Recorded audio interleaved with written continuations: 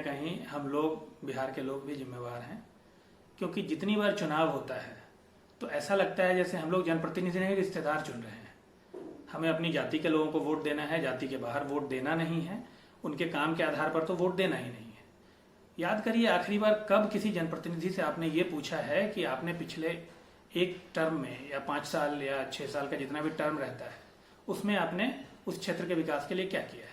बस सिर्फ ये देखते हैं कि अरे तो हमारी जाति का, उसको वोट दे देते हैं।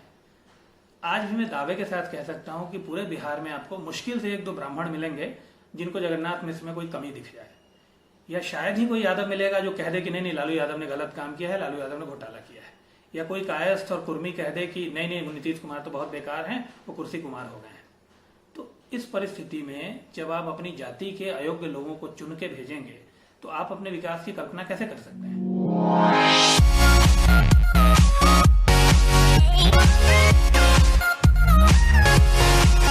नमस्कार। आज बात बिहार की। आबादी की दृष्टि से देश का दूसरा सबसे बड़ा और क्षेत्रफल की दृष्टि से 13वां सबसे बड़ा राज्य बिहार आज़ादी के 7 दशकों के बाद भी अपनी बदहाली पे आंसू बहा रहा है। बिहार इस वर्ष आम चुनावों की दहलीज पे खड़ा है। नवंबर में आम चुनाव होने की संभावना है, जिसमें मुख्यमंत्री कौन बनेगा इसका निर्णय होने वाला है। लेकिन हर साल की बाढ़ की त्रासदी और इस बार के कोरोना संकट ने बिहार की लचर स्वास्थ्य व्यवस्था की पोल खोल कर रख दी है।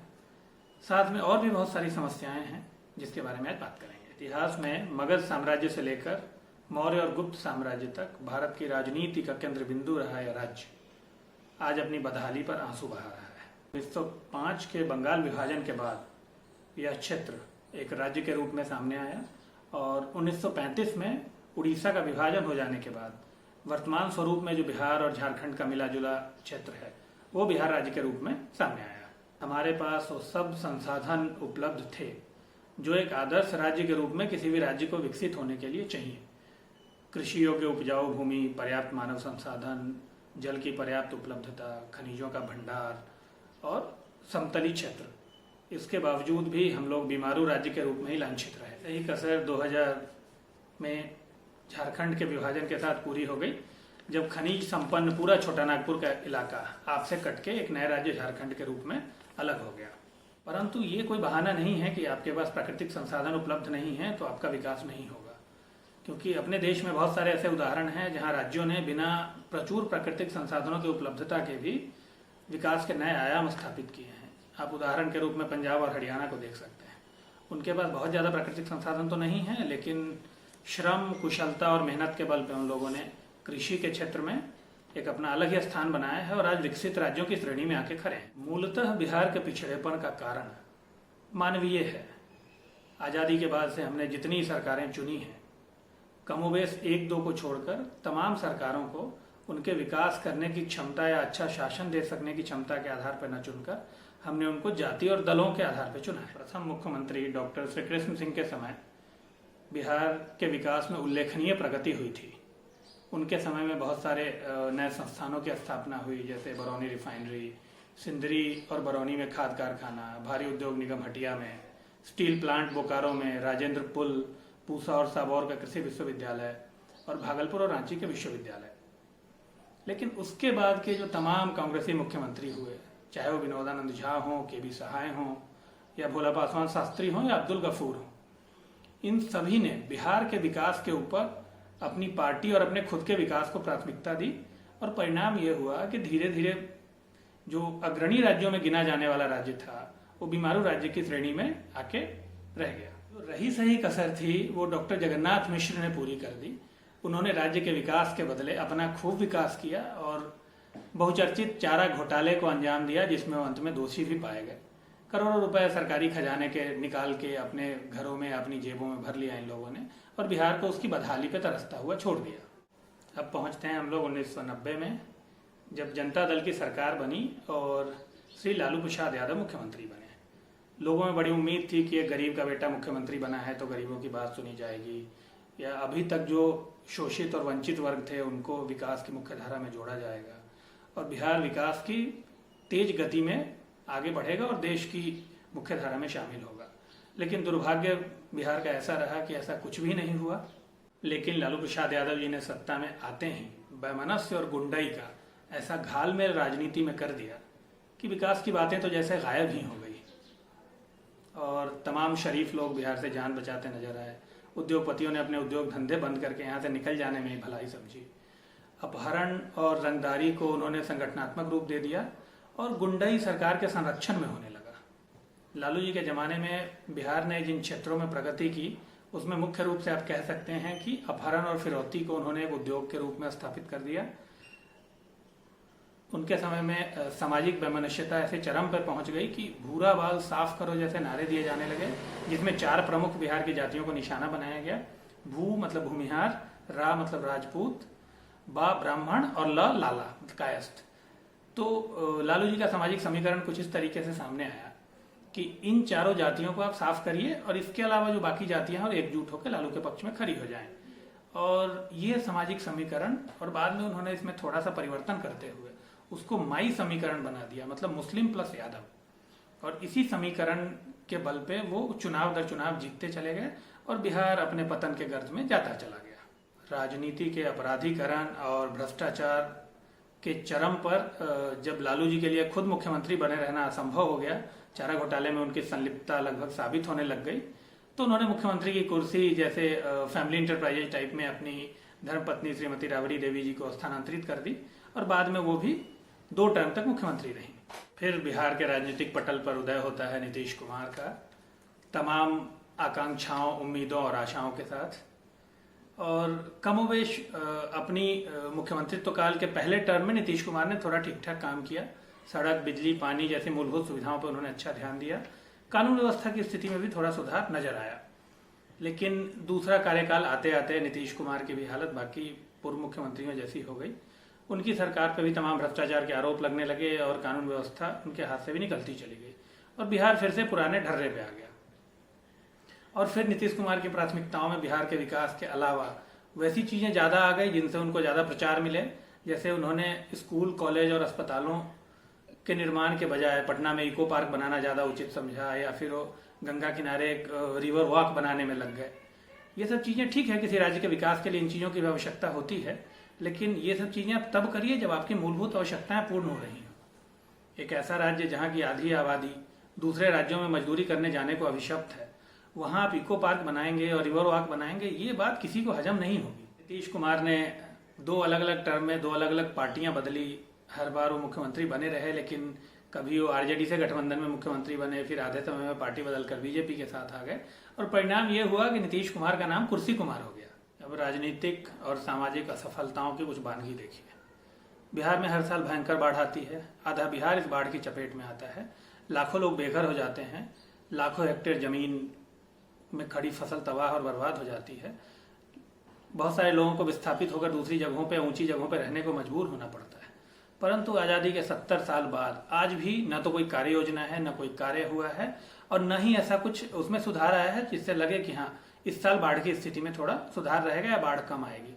कुछ जगहों पे कहने को तटबंधों का निर्माण तो जरूर हुआ है, लेकिन जैसे ही जलस्तर बढ़ता है वो तटबंध भी नदी का साथ छोड़ जाते हैं। जैसे आज की एक ताजा खबर है कि बूढ़ी गंडक का तटबंध टूट गया है और तकरीबन 100 से ज्यादा गांव जलमग्न हो गए हैं। तो ये तो हमारी व्यवस्था है जो हमने 70 साल में हासिल किया है। बिहार का एक जिला है मुजफ्फरपुर, जहाँ हर साल गर्मी में एक बीमारी आ जाती है जिसको मस्तिष्क ज्वर या चमकी बुखार या डॉक्टरी लैंग्वेज में कहे तो इंसेफ्लाइटिस कहते हैं। हर साल इस बीमारी से सैकड़ों हजारों बच्चे ग्रसित होते हैं और दम तोड़ जाते हैं। साल दर साल ये होता है, सबको पता है कि हर साल ये अप्रैल में होगा, लेकिन अभी भी न तो किसी सरकार ने इस पर कुछ किया है, न इसका कोई इलाज खोजा जा सका है और न इस पर कोई शोध हो रहा है। बस एक खाना पूर्ति करनी है, 2-4 आयोग बना देने हैं, कुछ रिपोर्टें इशू हो जाएंगी, कुछ डॉक्टरों को सस्पेंड कर दिया जाएगा और फिर बोला जाएगा कि हाँ ठीक है, अगले साल फिर वही स्थितियां दोहराई जाएंगी। कभी उसके लिए लीची को दोष दे दिया जाता है कि लीची खाने से इंसेफ्लाइटिस होता है। तो चलिए, अगर कोई बीमारी हो रही है तो एक सरकार के रूप में क्या आपका कर्तव्य नहीं है क्या कि उस बीमारी की रोकथाम के उपाय करें? अगर लीची से ही वो बीमारी हो रही है तो क्यों नहीं लीची खाने पे ही प्रतिबंध लगा दिया जाए वहां बच्चों को, या जो एज ग्रुप है, टारगेट एज ग्रुप है इस बीमारी का, उसके बच्चों का या तो इम्यूनाइजेशन के लिए कुछ करें या फिर उनको वो पर्टिकुलर चीज खाने पे जिससे बीमारी होती है वो रोक लगा दी जाए। लेकिन ऐसा कुछ होता तो दूर दूर तक कहीं नजर आ नहीं रहा है। अब बात करते हैं स्वास्थ्य व्यवस्थाओं की। अभी कोरोना के समय में हम सब लोगों ने वैसे झकझोर देने वाले वीडियोज देखे हैं जिसमें मरीज को सड़कों पे और फुटपाथों पे दम तोड़ देना पड़ा है, क्योंकि किसी भी हॉस्पिटल में न तो बेड हैं, न ऑक्सीजन सिलेंडर उपलब्ध है, और वेंटिलेटर तो बहुत दूर की चीज़ है, उसकी तो बात ही न करें। आधिकारिक आंकड़ा कुछ ऐसा है कि बिहार में तमाम अस्पतालों को मिला के 1000 भी वेंटिलेटर उपलब्ध नहीं है। अब सोचिए, देश की दूसरी सबसे बड़ी आबादी वाला राज्य जिसके पास 1000 भी वेंटिलेटर नहीं है, वो क्या कोरोना का मुकाबला करेगा। और राजधानी में तो 1-2 हॉस्पिटल ऐसे हैं जहां थोड़ी बहुत सुविधाएं हैं भी। अगर आप गलती से किसी जिला स्तरीय अस्पताल में चले गए तो वहां तो आप 5 मिनट खड़े नहीं रह पाएंगे। गंदगी और अव्यवस्था का ऐसा आलम होता है कि वहां रोगी, अगर स्वस्थ आदमी जाए तो बीमार हो जाए, रोगियों का तो पूछिए ही मत। अपनी तारीफ में बिहार के लोग भी कई बार बहुत कसीदे पढ़ते हैं, कहते हैं कि हम वो राज्य हैं जहां से सबसे ज़्यादा IAS और IPS निकलते हैं। लेकिन साथ में यह भी सत्य है कि दूसरे राज्यों में मजदूरी करने वाले या पलायन करने वाले लोगों में सबसे ज़्यादा संख्या बिहार के लोगों की ही है। हो सकता है जिस राज्य में जाते हैं वहाँ बहुत सारे उच्च पदों पर बैठे हुए जो सरकारी अधिकारी होंगे, जो IAS IPS होंगे, वो बिहार के होंगे। लेकिन उन लोगों ने अपने इन बिहारी भाइयों के लिए जो वहाँ मजदूर के रूप में काम कर रहे हैं, क्या किया है? आज भी वो लोग अभिशप्त हैं, जाके मजदूरों के रूप में काम करेंगे। वहाँ की सरकार या वहाँ के स्थानीय लोगों का जब मन होगा तब वो प्रताड़ित किए जाएंगे, गाली गलौज किया जाएगा, निकाला जाएगा। अक्सर हम सुनते हैं महाराष्ट्र में मराठी अस्मिता की बात आ जाती है और फिर बिहारी मजदूरों पे हमले हो जाने लगते हैं, उनको भगा दिया जाता है, उनको वहाँ से प्रताड़ित करके भेज दिया जाता है, मारा जाता है, और भी बहुत तरह की चीज़ें होती हैं। कभी हम सुनते हैं कि पूरा आसाम जो है वो हिंदी भाषियों के विरोध में खड़ा हो गया है, उनके घर जलाए जा रहे हैं, उनकी दुकानें जलाई जा रही हैं, उनकी गाड़ियाँ जलाई जा रही हैं। इसके मूल में कमोबेश ऐसा भी है, या कह सकते हैं आप कि एक बिहारी के रूप में हम लोगों की कोई क्षेत्रीय अस्मिता या राज्य की अस्मिता है ही नहीं। वो राज्य की और क्षेत्रीय अस्मिता जो गुजरातियों में देखने मिलती है, जो महाराष्ट्र के लोगों में देखने मिलती है, जो बंगालियों में देखने मिलती है, उसका बिहार के लोगों में एकदम अभाव है। और इसके पीछे कारण भी है कि हम सब जगह जाके मजदूरी करते हैं और वहाँ से अपनी जीविका कमाते हैं, तो हम अस्मिता लेके कैसे चल पाएंगे।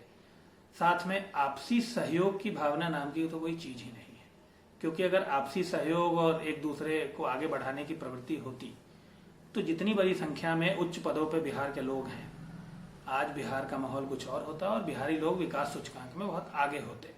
इन सब चीज़ों का परिणाम है कि आज बिहारी ये किसी राज्य के लोगों को बताने वाला शब्द नहीं रह के गाली जैसा हो गया है। इसके लिए कहीं ना कहीं हम लोग, बिहार के लोग भी जिम्मेवार हैं, क्योंकि जितनी बार चुनाव होता है तो ऐसा लगता है जैसे हम लोग जनप्रतिनिधि नहीं, रिश्तेदार चुन रहे हैं। हमें अपनी जाति के लोगों को वोट देना है, जाति के बाहर वोट देना नहीं है, उनके काम के आधार पर तो वोट देना ही नहीं है।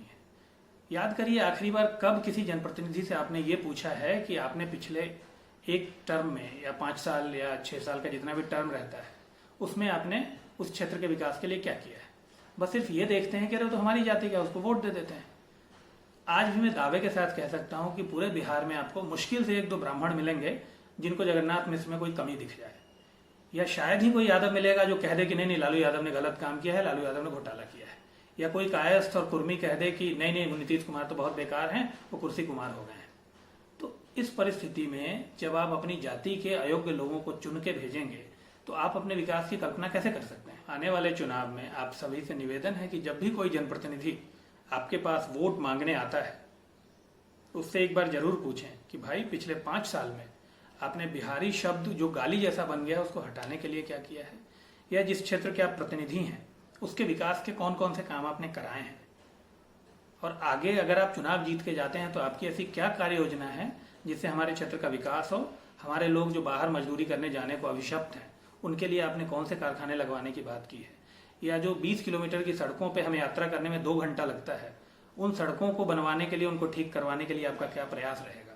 फिर स्थानीय जो प्राथमिक स्वास्थ्य केंद्र होते हैं या ब्लॉक लेवल के जो हॉस्पिटल्स होते हैं, जिला स्तरीय जो अस्पताल हैं, उनमें बदहाली दूर करने के लिए आप क्या कर रहे हैं, उनमें डॉक्टरों और मरीजों के लिए अच्छी सुविधाएं कैसे आप दे पा रहे हैं।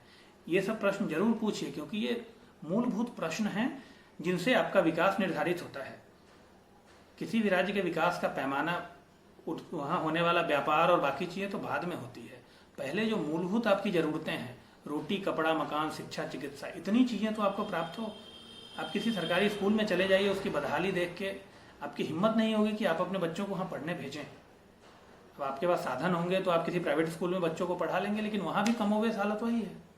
बिहार के किसी भी प्राइवेट स्कूल की बात कर लीजिए, राजधानी या बड़े शहरों में 1 2 4 स्कूलों को छोड़ के, तो मेरी गारंटी है कि किसी भी शिक्षक की तनख्वाह 5,000 रुपये से ज़्यादा नहीं है। अब जो शिक्षक 5,000 रुपये तनख्वाह पाके वहाँ विद्यार्थियों को पढ़ा रहा है, आप उससे कैसी शिक्षा की उम्मीद करते हैं या क्या स्तर होगा उनका? तो इस बार जब भी कोई जनप्रतिनिधि आपके पास आए, उससे ये सारे बेसिक सवाल जरूर पूछिए, और उसके बाद उन सब में जो सबसे काबिल लगे, चाहे वो किसी भी दल का हो, किसी भी विचारधारा का हो, क्योंकि दल और विचारधारा स्थानीय स्तर पर बहुत ज़्यादा मायने नहीं रखती हैं। स्थानीय स्तर पर आपके क्षेत्र का विकास मायने रखता है, तो उसके आधार पर जनप्रतिनिधि चुनिए। विचारधारा अपनी जगह ठीक है, अच्छी चीज़ है, लेकिन क्षेत्र का विकास मुझे ऐसा लगता है कि विचारधारा से ज़्यादा जरूरी चीज़ है।